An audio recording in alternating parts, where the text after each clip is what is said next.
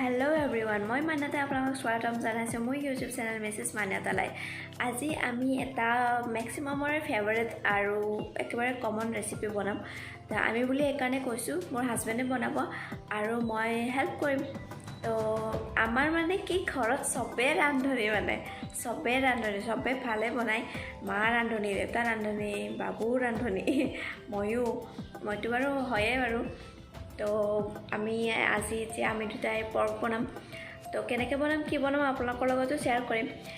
একেবাৰে চিম্পল হয় আৰু একেবাৰে ইজি হয়, বাট টাইম অকণমান বেছিকৈ লাগে। চ' আহক ভিডিঅ'টো আৰম্ভ কৰোঁ। কেনেকৈ বনাইছোঁ, কি বনাইছোঁ আপোনালোকক দেখাই যাম। তো আপোনালোকে মোক জনাব, পিছত ভিডিঅ'টো সম্পূৰ্ণকৈ চাব আৰু চাই পেলাই মোক জনাবলৈ নাপাহৰিব কেনেকৈ পাইছে। চ' পৰ্কৰ এই ৰেচিপিটোৰ কাৰণে আমি ফাৰ্ষ্ট কেৰাহীটো অকণমান গৰম হ'বলৈ দি পেলাই মাংসটো ভালকৈ ধুই লৈছিলোঁ। ধুই লৈ পেলাই ডাইৰেক্ট কেৰাহীত দি দিছোঁ। একো তেল দিব নালাগে, ইয়াতে ডাইৰেক্ট দি দিব লাগে আৰু অকণমান নিমখ দি দিব লাগিব, যাতে নিমখটো দিয়াৰ পিছত ভালকৈ তেলটো ওলাই যায় মাংসটোৰ পৰা। পৰ্কত তেল ব্যৱহাৰ কৰা নহয়, পূৰা ভালকৈ পৰ্কৰে তেল ওলাই যায়।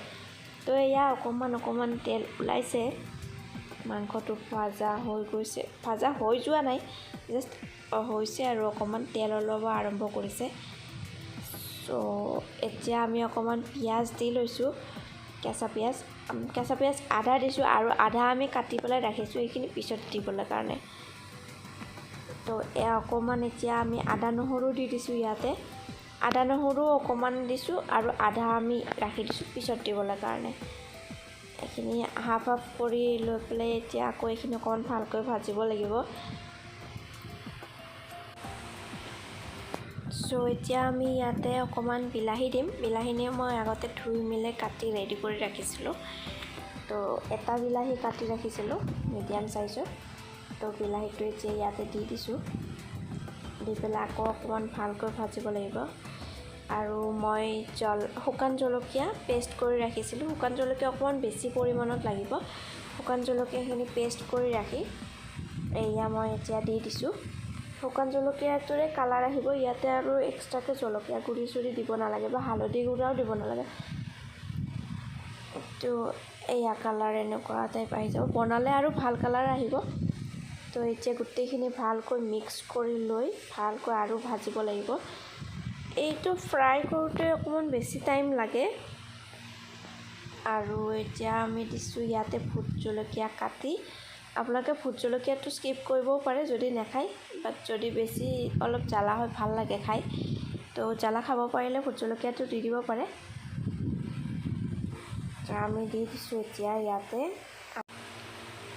এতিয়া আমি অকণমান ইয়াতে মান ধনিয়া পাত কাটি দিছোঁ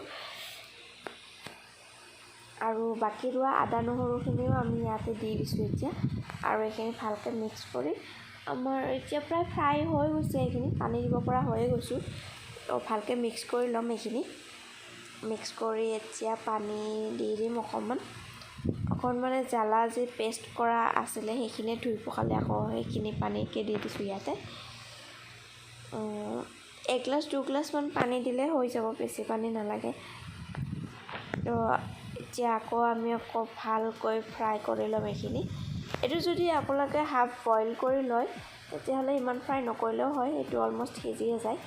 তো আমি বইল কৰি লোৱা নাই, সেইটো কাৰণে বহুত টাইম ফ্ৰাই কৰিবলগীয়া আছে। চ' এতিয়া আমি ইয়াতে আকৌ দি দিছোঁ এতিয়া বাঁহৰ গাজটো বহুত বেছি দিব নালাগে, নহ'লে টেঙা হৈ যাব। তো অকণমান দিলেই হ'ল, 3-4 পিচমান দিলেই হ'ল কাটি পেলাই। তো আমি এইখিনি দি দিছোঁ, এইখিনি আকৌ অকণমান ভালকৈ ফ্ৰাই কৰি ল'ম। এতিয়া পানীটো এড কৰি দিছোঁ পূৰা। এইখিনি এতিয়া আকৌ উতলিব দিব লাগিব। এইখিনি উতলাই ল'ম আৰু নিমখটো ইয়াতে জোখমতে আমি দি দিম, কাৰণ অকণমান ফাৰ্ষ্টতে দিয়া হৈছিলে। তো ইয়াতে আৰু অকণমান নিমখ দি দিম। ধনিয়া পাত আৰু অকণমান দি দিছোঁ এইটো। আৰু এতিয়া হৈ গৈছে উতলি। এয়া আমাৰ মাংস বৰ্তমান ৰেডি হৈ গৈছে। আপোনালোকে চাওক, কালাৰ এইটো জলকীয়াৰে আহিছে, বাকী আৰু এক্সট্ৰা দিয়া হোৱা নাই। শুকান জলকীয়াৰে ধুনীয়া কালাৰ আহিছে। চ' এইটো ৰেডি হৈ গৈছে। আপোনালোকে এনেকৈ ঘৰত ট্ৰাই কৰি চাব আৰু মোক জনাবলৈ নাপাহৰিব কেনেকুৱা পাইছে।